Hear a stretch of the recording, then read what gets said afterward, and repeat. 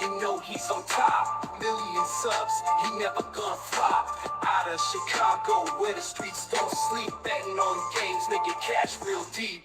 Crystal ball for sports, he knows the lines. He's a sports aficionado, the money he finds. From football to basketball, he's always on point. Predicting winners never disappoints. He's got that hustle, that Chicago vibe. Making moves on the streets, cash on the side. With E, you know it's always a bet. He's the king of the game, never forget.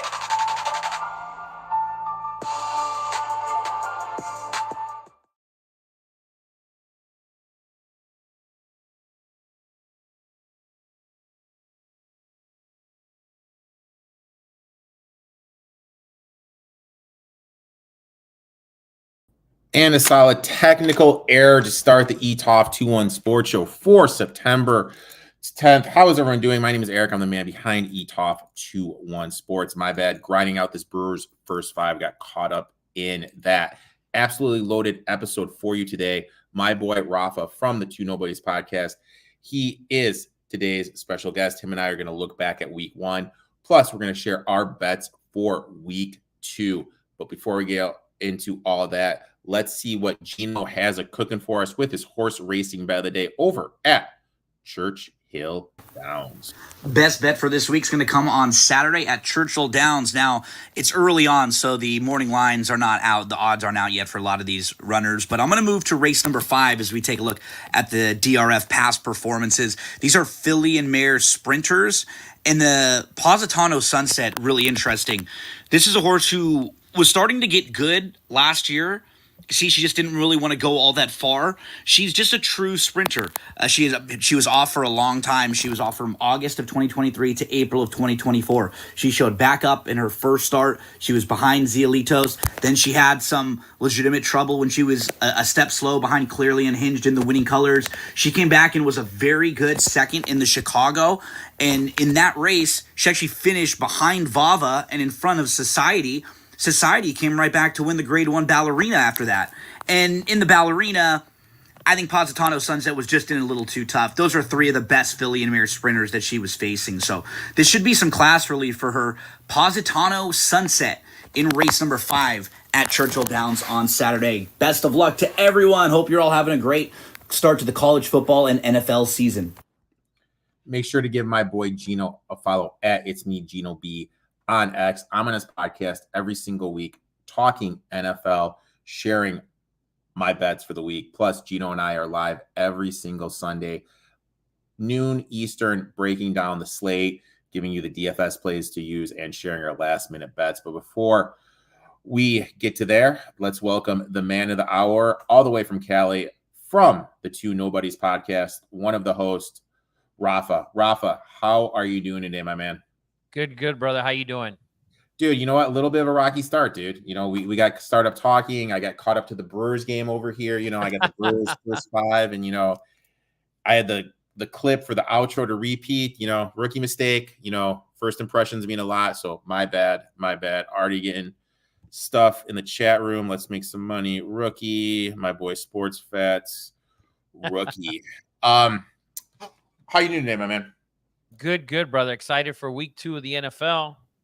Ready So to what go. do we got rocking in the back? We got a Ray Lewis jersey. We got Ray Lewis. I wish I could show you the whole room. I got Bo Jackson on the Angels, Royals, White Sox, and the Raiders. Okay. I got Evander Kane. I got Connor McDavid. I got a couple of Trout pieces, an Ohtani piece from the Angels. And then we got helmets. We got I don't know if you can see it, but there's a Mike Vick right behind me. Okay. And then there's a couple Ray Lewis helmets, one from the U and one from the Ravens. Nice. And then a Cooper Cup somewhere in there. Well, I don't mean to brag. My backdrop that you can't see is right in front of me. I got a lovely best quarterback in my Lions history, Matt Stafford, rocking. To the left of that, I love defensive linemen. One of the best run stoppers in the history, Vita Vea, right there. And the one next, this is the one you're really going to be jealous about, Mr. Long Neck himself, Davis Mills. And I have that one autographed. Don't be too jealous. Don't be too jealous of my boy Long Neck. I love it. Although the most iconic long neck in the NFL history, I think, is Merton Hanks from the Niners. I don't know if you remember that. I don't remember. You don't remember Merton Hanks? That defense he played with. The other safety was Tim McDonald. Okay, yeah, I remember Tim. Yeah, it was that era. Bryant Young, Dana Stubblefield, Ken Norton Jr., Gary Plummer. So late 90s, early 2000 Niners. Trey, maybe even earlier than that. Trey, I get the airflow are going in here, man. You know, Chicago gets hot here. It was 85 here. I'm a Michigan boy. I'm not used to this heat, man. I got to get the airflow going in here, dude. Our boy Bobby checks in. What's wrong with the Browns? What do you think's going on with the Browns, my friend? Everything's wrong with the Browns. And I love Deshaun Watson. That man needs to go and get some massages. Let's be real. Another lawsuit came out. Another civil suit came out today. Of course. I mean, listen, just let the man get some massages. Don't touch anyone. Go get a massage. Keep your hands to yourself, bud. You need it. He needs it. My takeaway is about the Browns, so I'm going to let you talk on this one, but they just don't seem to be clicking at all. There seems to be some serious dissension in the ranks and everything. Yeah, I think they might need to move on from Deshaun. I mean, this week, where are they at this week? I think they're in Jacksonville getting 3.5. They're at Jacksonville getting 3.5, depending on the shop you're looking at. Yeah. I hate the Lakers. What happened to the Jets last night? There's a lot of stuff that happened to the Jets last night. The Niners is what happened to the Jets last night. Niners are the best team in the NFC. The people who don't understand it and want to deny it, come on, CMC, it doesn't matter. It's a Shanahan with a running game. That's, Daddy did it like that. The thing that stood out to me is, and I've been saying it since the start of the season, for the Jets defense, Robert Salon's defense to be successful, you need a pass rusher. That's why Harrison Riddick was so vital for him coming in there, and boom, he's holding out. So that whole defense, for it to click, it doesn't have a key piece. Number two, 49ers offensive line was supposed to be down this year.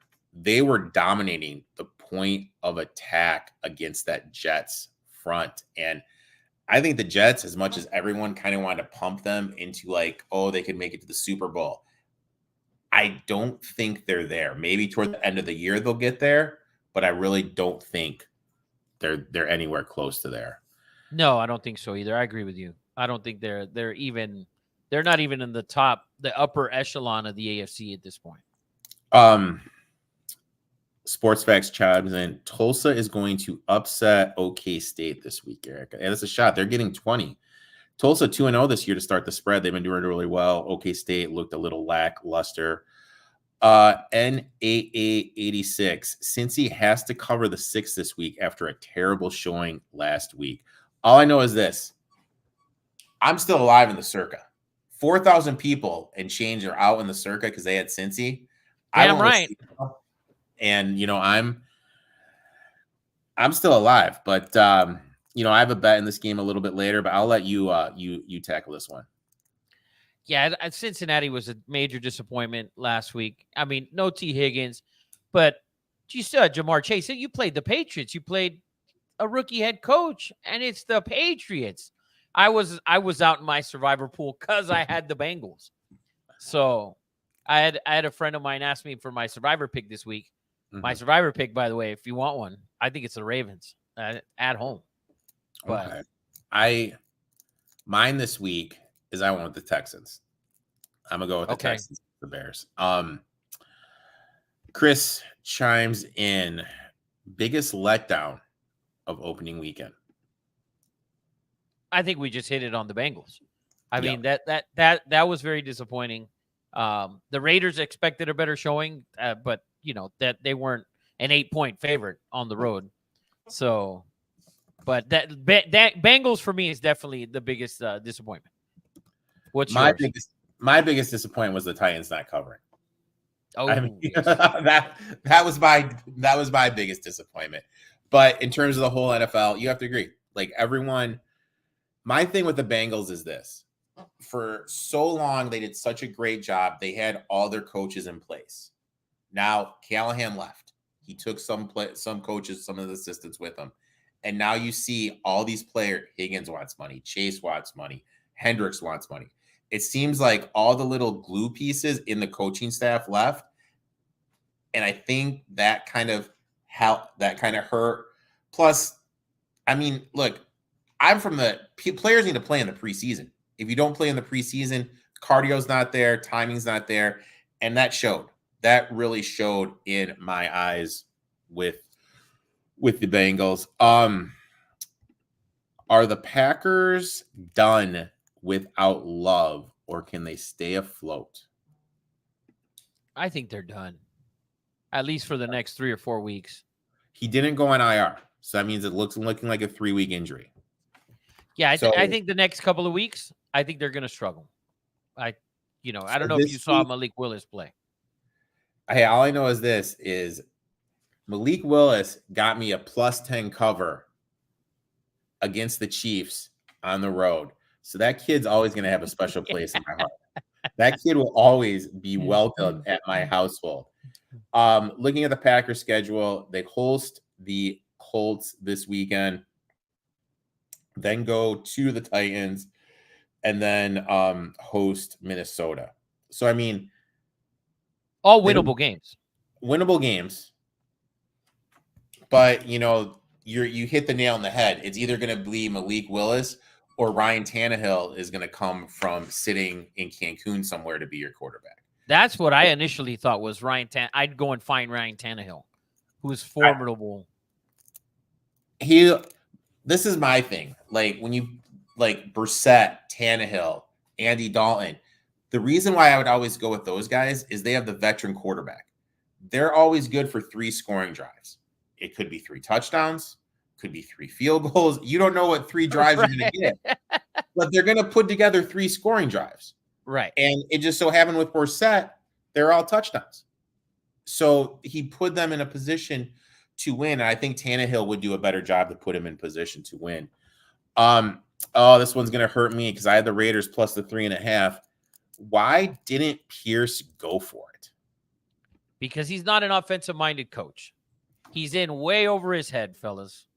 He is in way over his head, and he's meant to coach in 1999, not in 2024. Run the ball, play defense. That's the old NFL. And then the worst was CBS cuts to him, and he's like, "Should I be going for this?" Like, he looked over, he's like, "Should I be going for that?" You could read his lips, and it's like, yes, you should be going for this. Yes. Both times. 0 cents. And here's another thing. This is the thing that's always going to upset me. And maybe this is me just being bitter because I'm talking about the round robin. I was talking about you before we started recording with Devontae Adams.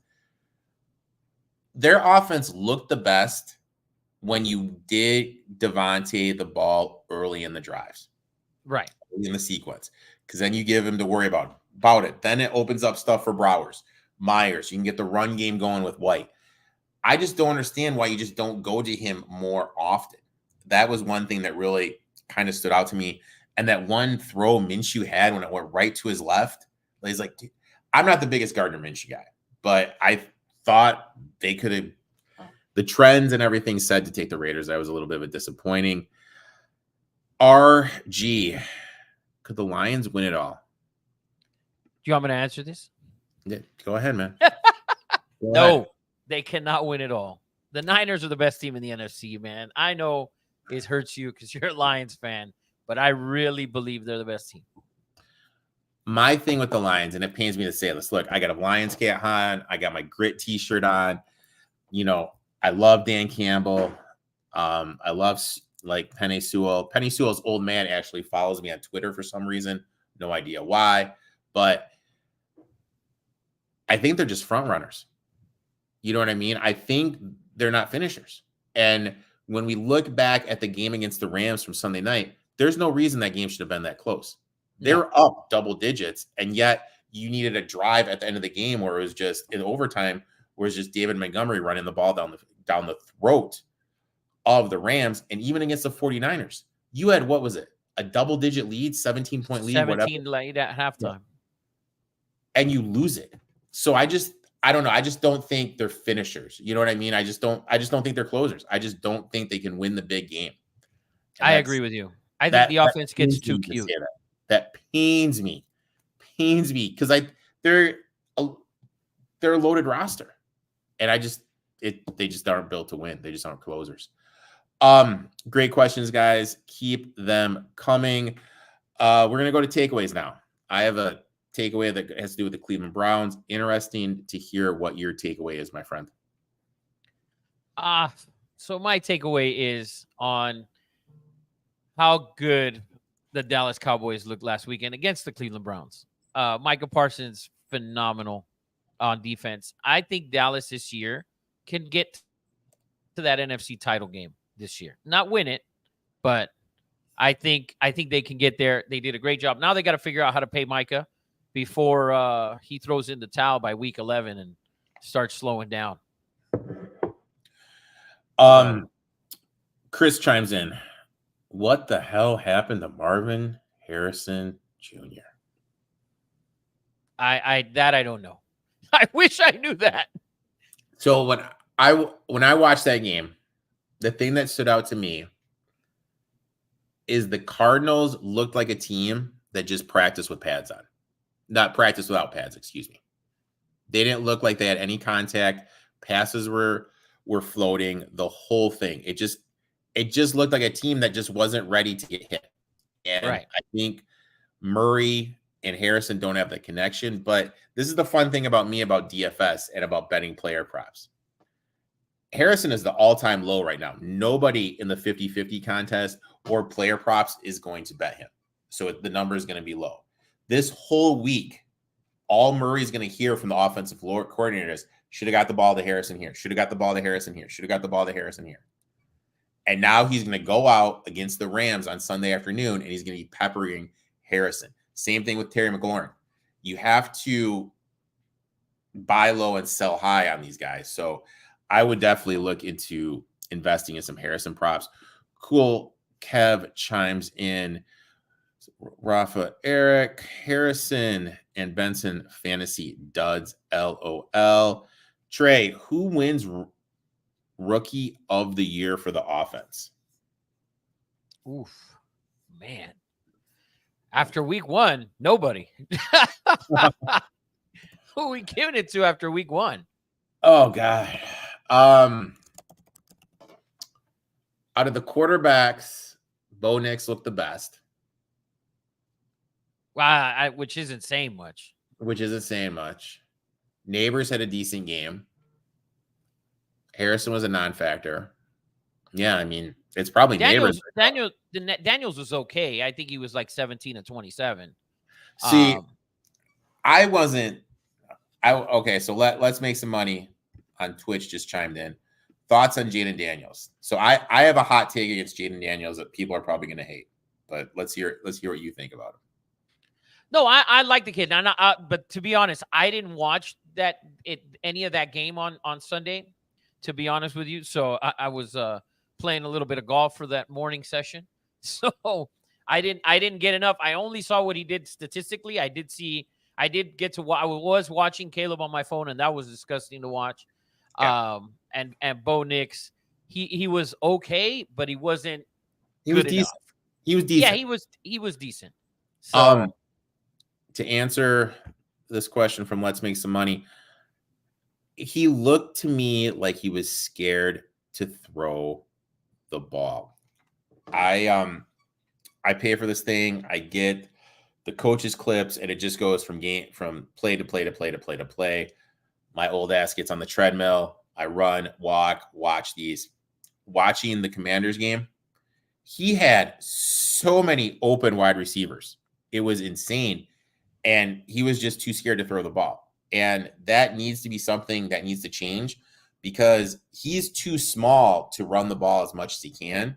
Right. Think of how big Anthony Richardson is and how he got banged up.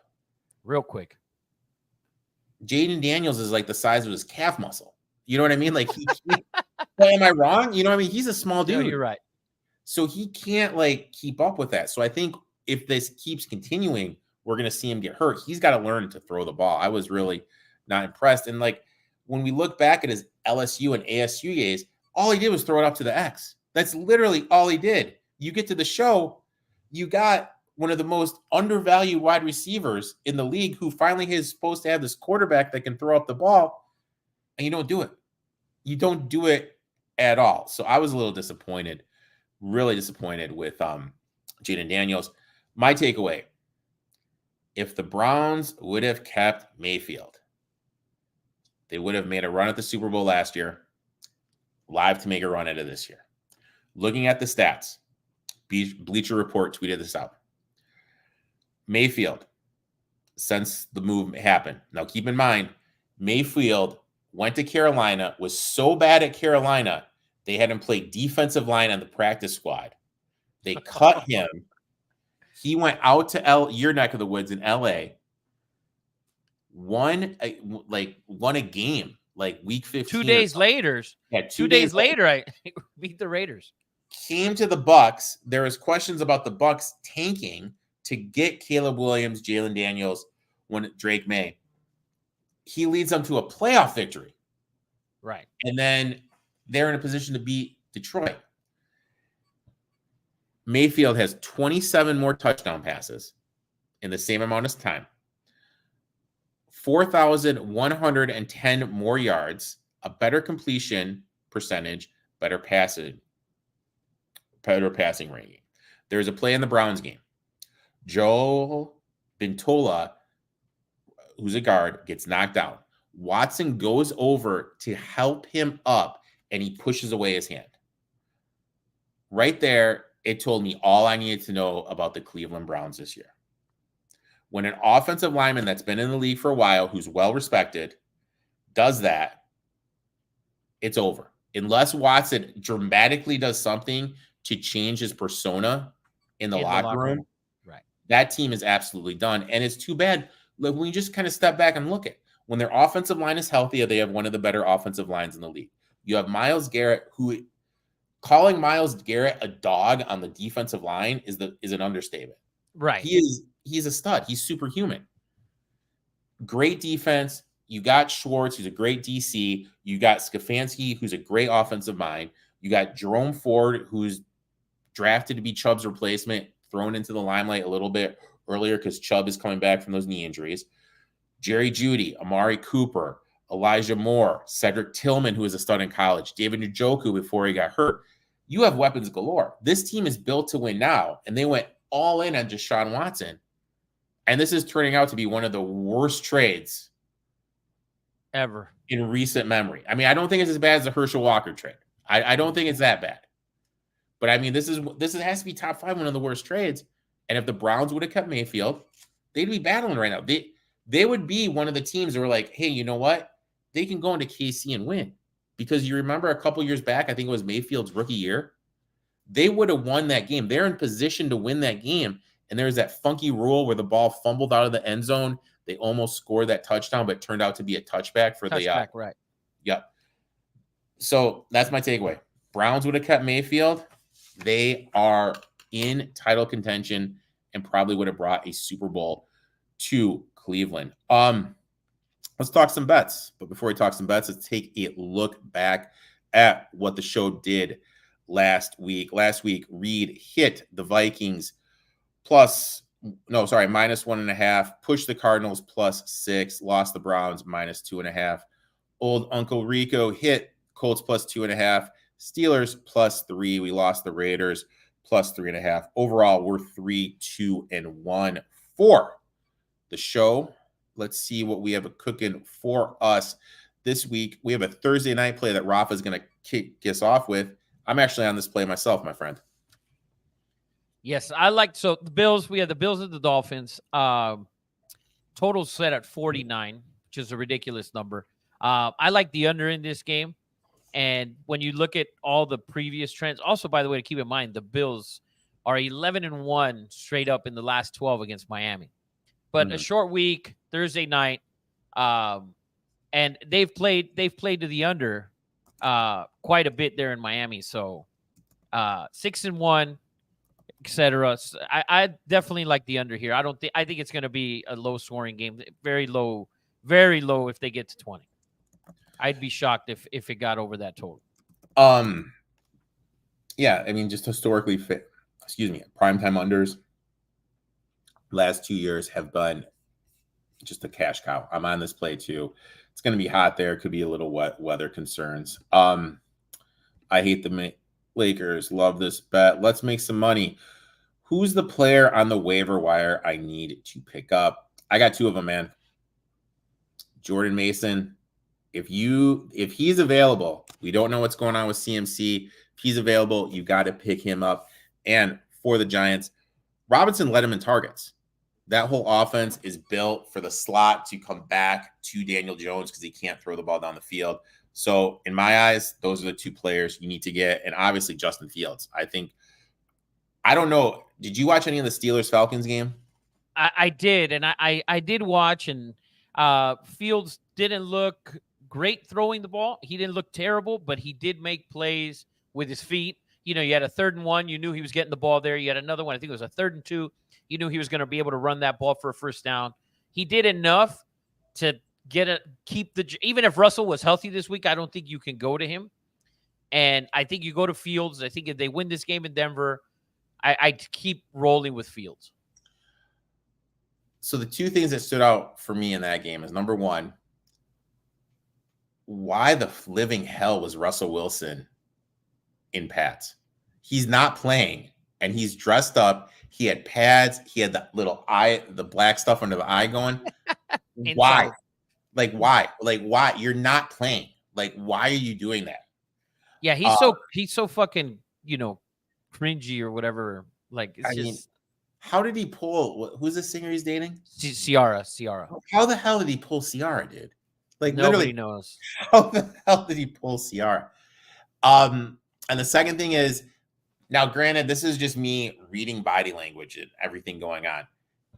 It seems to me that the players like Justin Fields and kind of want him to be the quarterback. That's the vibe.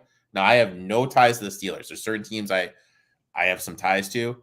I have no ties to the Steelers. Just the vibe I get from visually watching, it seemed that the players kind of like him more than Russell Wilson, and that's who they want the quarterback to be. I could be completely wrong.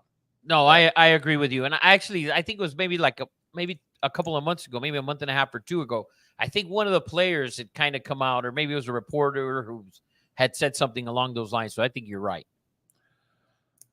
My next bet, and to answer the question that NAA86 pulled up, I'm doing it, man. I took the Bengals here. I got them at +6. To me, betting buying low, selling high.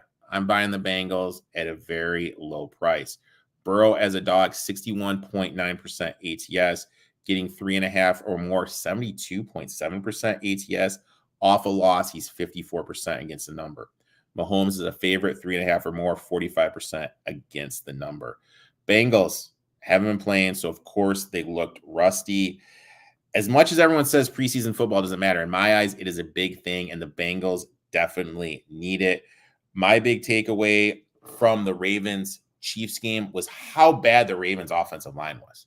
I mean, that offensive line was absolutely putrid. They had to keep Mark Andrews in to block. And when you look at what the PFF graded them, they all graded out except for Chris Jones insanely poorly.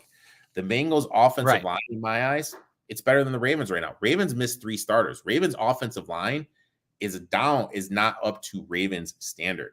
Mahomes has struggled against the Armon-Ron, I totally butchered that name's defense. He's only averaging 271.3 yards per game with only one game over 300 yards. Kelsey hasn't looked good against his defense either, only 48 yards a game, having 1 TD. Burrow has been great against the Spaz defense, averaging 313 yards a game, 3 TDs to 1 INT ratio. We look at what Chase has done with Snead shadowing him. Snead's gone now. There's a huge downgrade in the Kansas City Chiefs back 4 against the Chiefs with Snead shadowing him. 9 catches, 103 yards per game. Chiefs graded out 22 DVOA. I think the Bengals will be able to move the ball at them. Ravens really don't have a pass rusher. Now you're playing against Hendricks. I think Hendricks is going to be living in the backfield. everything went wrong for the Bengals. And this line moved 3 points. This is a 3-point move. Like, honestly, Bengals had not one, but 2 TDs called back. So let's say they scored one of those touchdowns and they win this game. Number's still going to be at 3.5, 4, right? It's not going to be this high. So I think there's value. I'm taking the Bengals here. I think they're insanely undervalued. Give me the Bengals here. I got them at +6, my friend. I mean, hey, I don't have I didn't put this game on the board yet for myself, but the only thing here is you have the Chiefs on 10 days rest, and the is T. Higgins playing. That's important for me, I think. I think it's important, and I think you're underrating, by the way, McDuffie. I think he's a lot better than what you think. He's not Snead, but he's not. But he's not a pushover.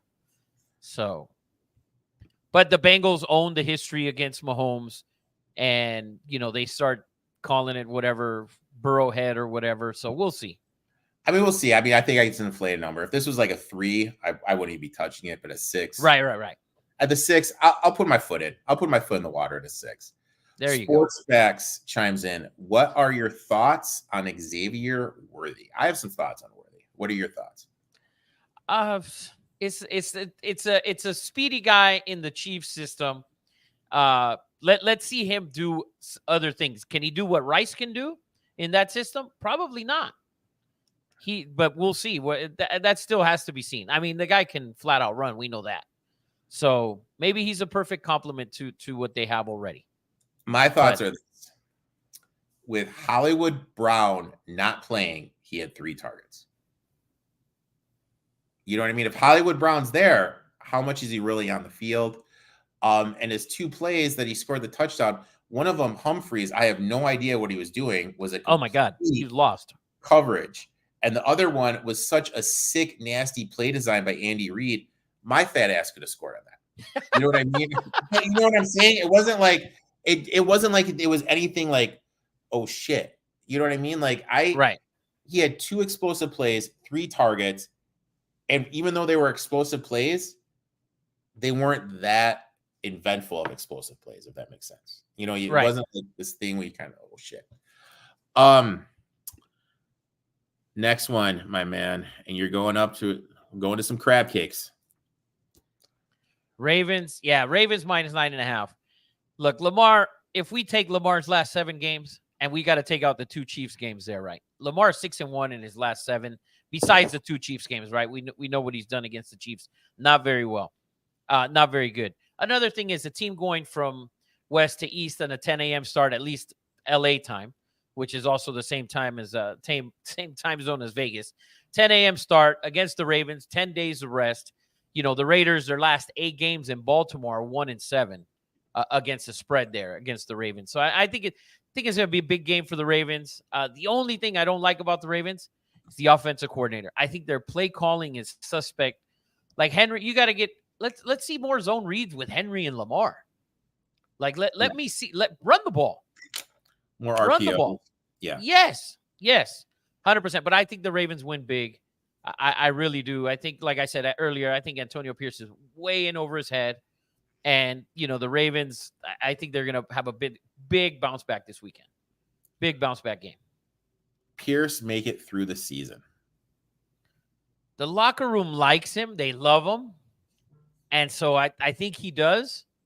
But, fuck, man. I'm to be honest with you, I'm not sure. Like, all the Raider fans were so happy. Oh, he's the Raider way and blah, blah. The Raiders way was 40 years ago when they were knocking dudes' heads off. Like, they've been irrelevant since losing that game or going to that Super Bowl and getting their ass whooped by Tampa. Like, they've literally been irrelevant since then. And you're bringing in Antonio Pierce, who's, more like he looks like one of the fans. Yeah. He acts like one of the fans more than a head coach. And you saw what he did this weekend in a game that he should have been in. Insane. Like, they had all – I don't understand why you didn't go for it, especially with the Chargers losing Joseph Day, who was their best run stopper. Samir White was finally starting to get going a little bit in the second half. He had some juice going. I would have ran the ball there. It's inexcusable. I think it was – someone tweeted out it was the first time in like 20 years someone down with less than 7 minutes to play in the fourth quarter down by 1 score, kick down the positive side of the field, which is absolutely insane, absolutely mind-boggling. absurd. Chris chimes in, likely comes back down to earth. Exactly. That's one of the player props I have circled. Likely receiving yards under. We kind of got to see what the number is. I mean, if it's in the 40s, I probably do it. If it's in the 30s, I'll probably pass on it. It kind of depends on whatever the market opens it up on. But that's another thing. That number is going to get inflated off open. I think that number is going to really be bet up because people are going to remember that primetime game he had and get a little bit of an inflated number. Unlikely, real quick though. Real quick. Like last year, Likely ended the season playing very well. Mm-hmm. So it's not like he was playing phenomenal to end the season as well. He wasn't, this just didn't come out of nowhere. He had an exceptional game, right? He had a Travis Kelce type of performance. Gronk type of deal. Will he have that every week? No. But I think his total is going to be somewhere like in the 42 to 44 range. And then there you can kind of play with it and whatever you think from there. I mean, I think it's going to get bet. And I think because of that, it's going to go up. And I would definitely look to bet the under. My thing with him is he's the only one on the team that can high point the ball. Agreed. And that's why I was like, dude, you got my boy Walker from UNC. He's Lamar's first time he's had an X-Ride receiver. Dude's not even active. Like the dude's not even active for the game. And I don't mean to be mean against Zay Flowers. I know he caught a lot of shit for dropping that touchdown. But he's a small guy. You know what I mean? He's not like the big guy that can go high point a ball. He is not that guy. Likely is that guy. And, you and I were talking beforehand. He was open. They should have won that game. If Lamar puts the ball where he needed to, that game's over. But I think because of the lack of wide receivers, I think he's definitely going to have a little bit of some juice this year going into the season. Right. My next bet. Titans plus 3.5. Now, I need to tell you this. I need to ask you this question. Have you ever seen the movie She's All That with Rachel Lee Cook? She's All That. I thought somebody else was in it. But Isn't go ahead. Rachel Lee Cook? She's All That? Who's the guy? Isn't that Freddie Prinze Jr.? Yeah. Oh, I thought the girl was somebody else, but you're probably right. So I'm terrible with names, so Rachel Lee But yes, Cook, I've seen it. the dorky girl who, after a couple changes, becomes smoking hot. Oh, you're right. Okay, yeah. That is what the Tennessee Titans are. They have all the pieces, dude, but they don't know what to do. You know what I mean? They just need a little bit of molding like my girl Rachel needed in that movie. They have a stout defensive line. They have a good offensive line. Tony Pollard looked like a stud running the ball in the Tallahan running scheme. Sneed's back there. They literally have all the pieces. I just don't think they've realized how good they could be this year. The defense was dominant against the Bears, winning the point of attack. Now they're facing a Jets offensive line. Let's face it, they got manhandled by the 49ers. And we look at the Titans offensive line. They drafted that big guy Sweat from Georgia, who is a beast. You got Simmons. You brought in Joseph J. They're going to be able to get to Aaron Rodgers, who's a 40-year-old coming off an Achilles. Is he going to be able to avoid that pass rush? I don't think he will. Titans were graded out as the 6th best defense per DVOA. Titans offensive line, huge jump this year when Callahan hired his old man from Browns. That offensive line looked insanely better against the Bears. They're running the same zone running scheme that the 49ers ran, where they averaged 4.7 yards a carry. Now, look, I'm not going to say that this offensive line is going to do what the 49ers did, but if they average 4 yards a carry with Tony Pollard and Tajay Spears back there, they're winning this game. If they're getting in front of the sticks 4 yards per carry, and we talked about it before, Salon's defense, they need a pass rusher. Harrison Reddick, wherever he is smiling ear to ear now, because that defense isn't anything without him. And even if it's a thing, it's Tuesday night right now. Even if he signs Wednesday morning, He's coming in. He's not going to have the tank to play the full game. We don't even know he's going to play. End of the year, the Jets may be something, but right now, in my eyes, they're seriously lacking it. Some trends that support the Titans, teams that played on Monday Night Football on the West Coast, then play the early game in the Central or Eastern time zone, 36% against the spread. In September, the last 20 years, teams 1 to 3-point favorites, 43% against the number since 2014, 42% since 2019, dips down to 39.6%. Teams that open as 4 points, getting 4 points or higher at home in weeks 1 or 2, 58% against the number since 2020. Teams that open 4 or higher after losing the previous week, 62% against the number. And the best one, teams that blew a 10-point lead, still bitter about losing my plus 4.5, 62% against the number ATS. I got trends. I got an advantage in the trenches, and that's what I look for. I'm taking the Titans here, plus the 3.5. Excuse me. I like your pick. I love your trends in this game. And Tennessee's at home, correct? Yep, they're at home. They're at home. The Jets didn't look good. I like it. I like it. I'm gonna ride with you in this game. Titans plus 3.5. I love it. I love it. Cool Kev chimes in. Jets' problem is Rodgers. LOL. So here's the thing about Rodgers. What people forget about him when he won his Super Bowl is the Bears were winning that game with Jay Cutler. Jay Cut goes down. Former Michigan quarterback Chad Henne comes in, and the Packers come back and win. If Cutler doesn't get hurt, I don't think Rodgers has a Super Bowl. And then I don't disagree with you. And then how do we look at him right now? Like literally, how do we look at Rodgers right now if he doesn't have the Super Bowl? Not even Dan Marino. Not Dan Marino. He's basically Phil Rivers. Yeah, a little bit better, You know what but I mean? yeah. Like he's in the Phillip Rivers conversation. So that one play with Cutler getting hurt changes the whole narrative about Rodgers, which is actually kind of crazy when you think about it. Next bet, and this is the fun one, okay? Because you and I have disagreements. You're a first timer here. Before we get into that, Rodgers has no chemistry with his team. Yeah, 100%. 100% Because right. he's taking retreats during the middle of OTAs, and he's getting in fights on the sideline with Garrett Wilson. So with the best receiver. Yeah. So it's just, and the whole thing with that offense is it's all timing based. If the timing's not there, you're not going to get it. And it showed. There was no timing, no flow, and the defense looked brutal. D-Hop all day. Next one, and we have a disagreement here. You're on one side, I'm on the other side, and we do the Busch Light bet here. So Busch Light, the beer of beers, going back to my college days. If the Steelers, because you're on the Steelers, cover this, I'm going to Venmo you money. I'll Venmo you the $5.95 to get a nice, tasty Busch Light 6-pack, my friend.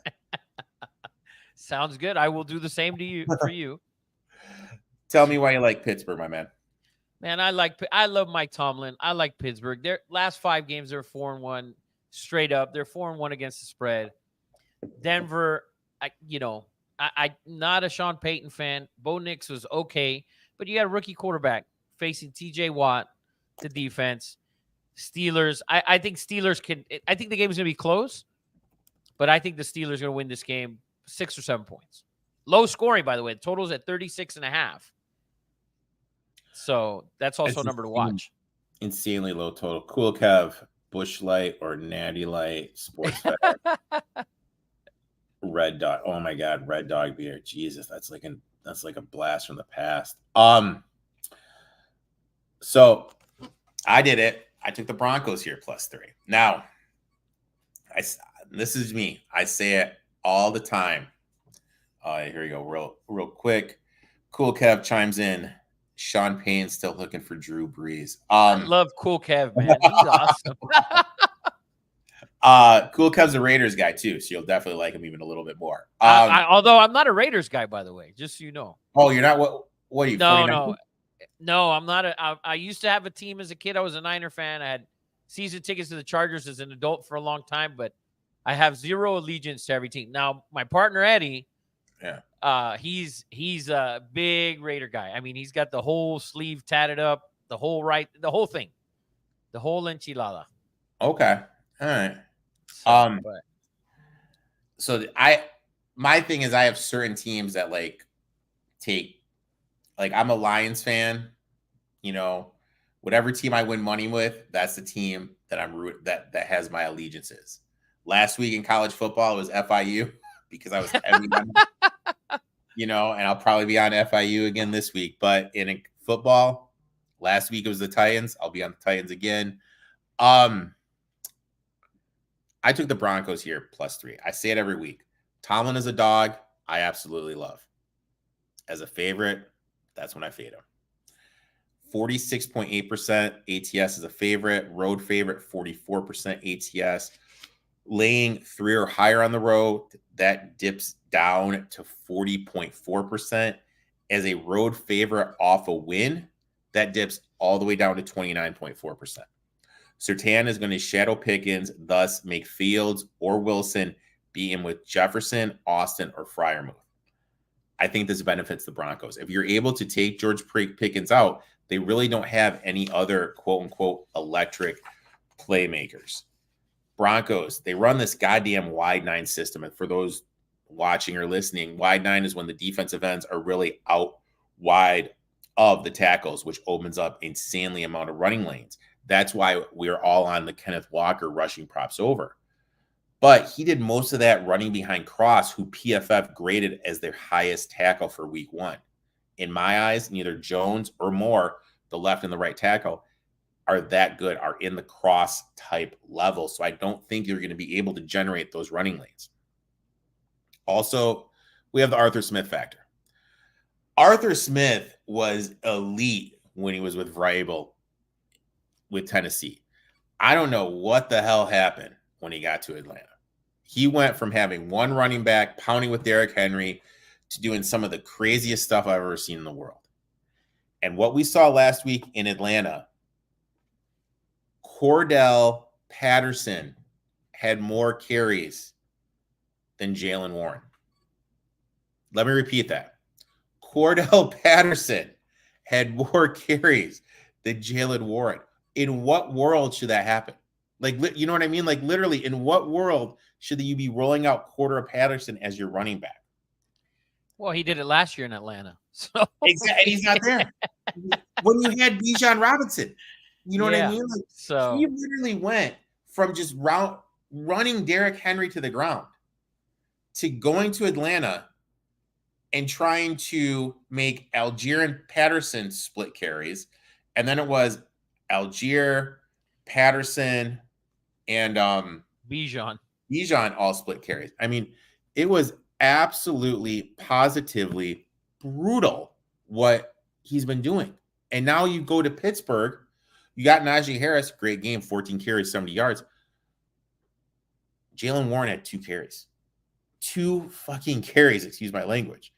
Arthur Smith is going to try to outthink the room and get cute. Peyton despises Russell Wilson. Absolutely 100%. despises him. And he's going to come up with a game plan that's totally going to take out J.J. Watt. I don't know if he's going to put in another offensive tackle, report him as eligible, and have him line up wherever Watt is and just completely take Watt out of the game. But I think he's just going to X and O's his way to a victory. I don't think for the Broncos' weaknesses on defense, the Steelers have the dogs to exploit them.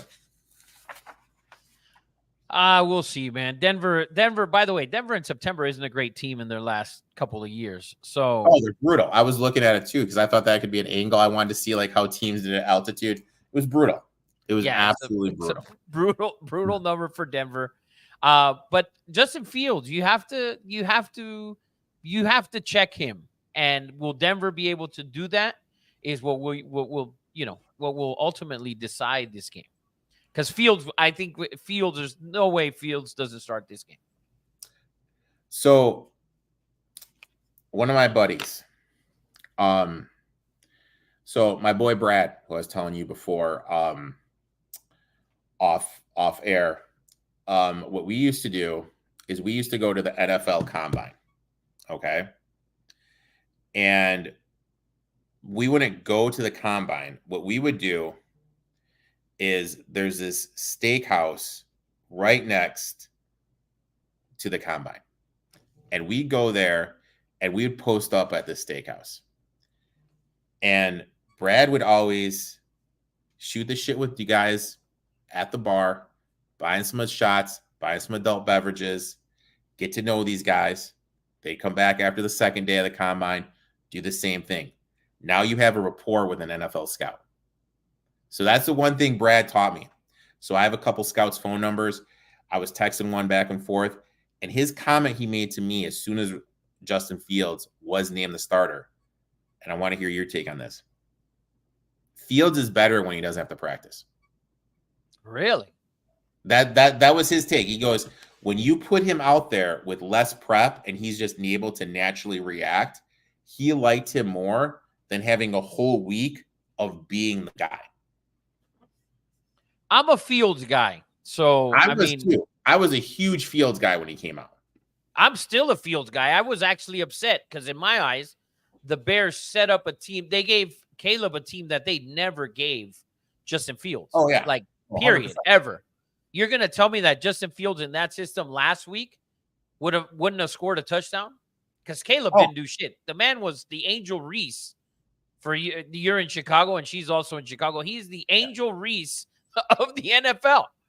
Yeah. He was 14 of 29. He looked terrible out there. You're going to tell me Justin Fields doesn't easily cover that game? They covered, but Justin Fields easily with that system, with that running back, out of this world.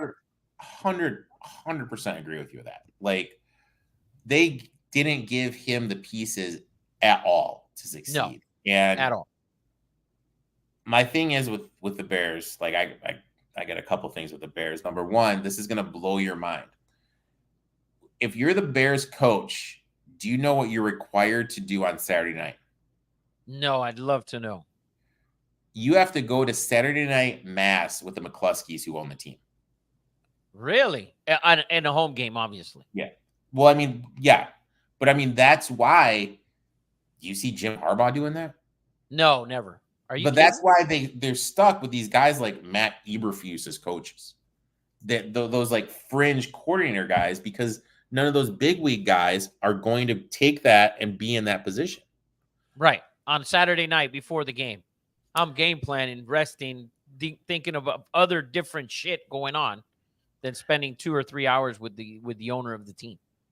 And then also a little birdie told me that Justin Fields, he likes that 5-card stud too. A little birdie. I knew I liked him. A little birdie told me that Mr. Fields likes that 5-card stud. So that's something too with Fields. Cool. I knew I loved Justin Fields. Saturday night is beer. Yes. Dude, I'm looking forward to my Saturday night pizza and beer. Another thing with the Bears, like realistically, with Caleb Williams, what do you think he is? Like realistically. Man, everybody wants to say Mahomes type and blah, blah, blah, blah. I think he's I think he's better. I think he's the best rookie of the guys that are. Bo Nix is probably right there with him. It will be right there with him down the line. But I don't think he's the next coming of, like we have, Mahomes, obviously, Burrow and Josh Allen and Dak and Purdy. I don't think he's that. I don't know if he'll be a top 5 guy, in the next 4 or 5 years, like the way people think he is going to be. But do you think you could get to like when we look back at it, would you say he's better than Dan Marino? Oh no, hell no. Caleb Okay. Williams? Yeah. No. But I hold Dan Marino very high on my list. But I would never say, I don't think he gets to that. Like, it's too, That's too much. I don't think he's going to be an all-time guy. Yeah. Dan Marino's way too much, in my opinion. I think he gets a second contract, if that helps. Like, I think he gets a big fat deal on the next one. He's set up. He's a very good defense, by the way. Best corner in the league, or top 3 corner in the league, by the way, who nobody put in the top 100. Last year, he was like number 2. Mind-boggling. Absolutely mind-boggling. It's insane. The guy's phenomenal. And you have a very good – they were number 1 against the run last year on defense. So they added pieces, and they added all the pieces on offense.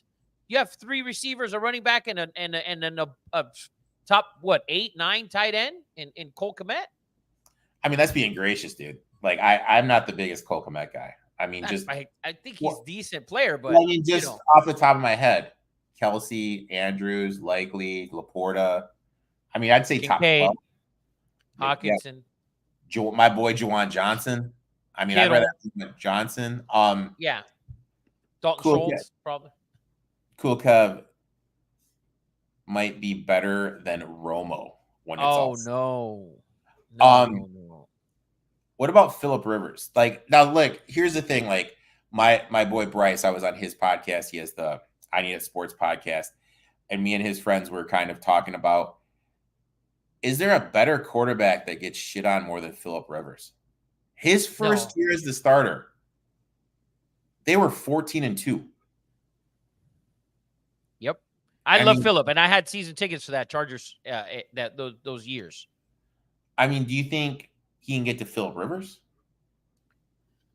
Oh man, when you look at Phillip Rivers' stats, he's an all-time top 10 in almost everything. He's insane. I don't think he can get to Rivers. No, I don't think he gets to Rivers either. And Rivers, by the way, he should be a first ballot Hall of Famer. He won't be. He'll be second or third, but he's definitely a Hall of Famer, and he's top 10 in a lot of things, and he's top 5 in a handful. So I don't think Caleb can get to Phillip Rivers. I don't think he can get to, I don't know, around there. Probably not. I don't think he gets to Carson Palmer, to be honest with you. Palmer was solid. Yeah. So Rivers, fantasy god. Oh, here we go. Rivers has like 50 kids. Yeah, that's about right. That's he's got one side of the ball down. He's working on when his grandkids come around, he'll have both sides of the ball by the time he's 65. Oh God, cool Kev. Inappropriate, buddy. Inappropriate. We're a kid show, my friend. We're a kid show. We're kid friendly, cool Kev. We're kid friendly, cool Kev. We're kid friendly. So just to review, Rafa is on the Steelers -3, Ravens -9.5, and under 49 in the Bills and Dolphins game. I am on the Broncos +3, the Bengals +6, and the Titans +3.5. Rafa, we've been almost going an hour. Feels like we've only been going for 5 minutes. Always love it when I have someone on for the first time and we just shoot the shit like this. Pleasure, my friend. I'd like to thank you for coming on. You have an open invite anytime you want to come back on. The link to your podcast is in the description for those watching. But why don't you tell everyone about your podcast, once it comes out, where they can find it, the whole 9 yards. So it's Two Nobodies Podcast. It's my buddy Eddie and I. We have a couple guys on with us, CJ, Eddie Money, Jacob. We talk all sports. We talk gambling. We cover NFL, NBA, college football, a little bit of UFC. And our podcast is man, there's no filter, right? This is a very very clean show. Not Two Nobodies. We're not clean. Mm-hmm. We're letting it. Cool Kev comments. That Cool Kev comment. That's what goes down. But we're live on Wednesdays, 6 p.m. Pacific on YouTube. And there's guys in the comments. We take questions and so on. And but we cover everything. Anywhere out from LeBron to the NFL. That's our main thing. Cool Kev chimes in real quick. Raiders by a field goal. I don't think so this weekend, Cool Kev.